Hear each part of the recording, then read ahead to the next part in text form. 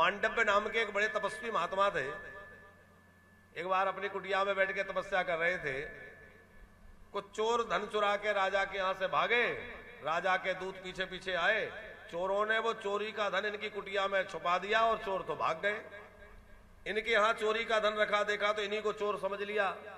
ये चोरों से मिले होंगे, यही चोरी करवाते होंगे, पकड़ के ले गए। राज दरबार में प्रस्तुत किया। राजा ने कहा, महात्माओं होकर के चोरी करवाते हो? देखो कितना सुंदर स्वरूप है और इतने बड़े महात्मा बनकर के और ये चोरी कराते हैं, इनको सूली पे चढ़ा दिया जाए। उनको सूली पे चढ़ाने लग गए।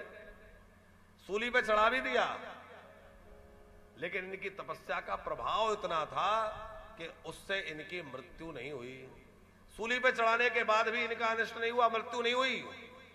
कई कई बार उतार कर बाद में फिर चढ़ाया, कोई कमी रह गई, क्या बात है, लेकिन सूली इनको भेद ना सकी। राजा समझ गया कि ये कोई साधारण महात्मा नहीं है, ये कोई चोर वोर नहीं है, कुछ गड़बड़ जरूर हुई है।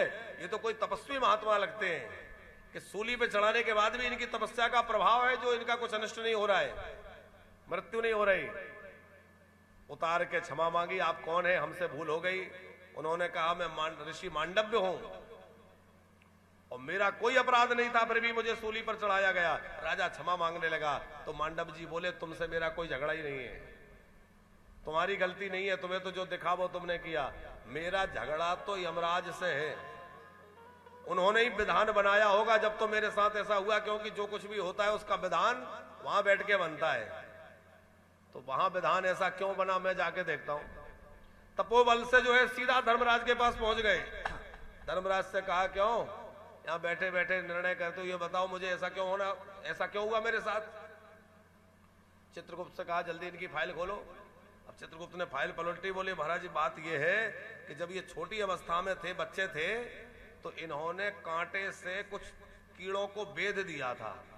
बच्चे होते शरारत करते हैं, तो बचपन में इन्होंने कांटे से कुछ कीड़ों को बेध दिया, टिड्डे को। बोले उसी का पाप इनके पीछे लगा था, उसी पाप के कारण इनको सूली पे चढ़ाया गया। इनको बड़ा रोष आया कि मैं उस समय बहुत छोटा बच्चा था और मुझे कोई भी पाप पुण्य का उस समय कोई ज्ञान नहीं था, तो अनजाने में वो काम हुआ। उसके बाद मैंने इतना भजन किया, इतना तपस्या की, उसके बाद भी वो पाप मेरा छूटा नहीं। तो धर्मराज को फटकार लगाई कि तुम यहां बैठे बैठे बहुत बड़े न्यायाधीश बनते हो, जरा नीचे जाके देखो तो पता चलेगा कि धर्म को निभाना कितना कठिन है। विधान बनाना बहुत सरल है, पर उस पर चलना कठिन है। तो जरा नीचे चल के देखो। धर्मराज घबराए, बोले देखो राजा मत बनाना, क्योंकि राजा अनजाने में भी अन्याय हो जाता है, पता नहीं सही कौन है, ये सही है कि ये सही।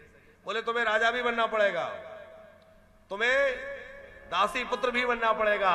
तो दासी पुत्र के रूप में, विदुर के रूप में आए और एक ही साथ में धर्मराज के रूप में, युधिष्ठिर के रूप में धर्मराज आए।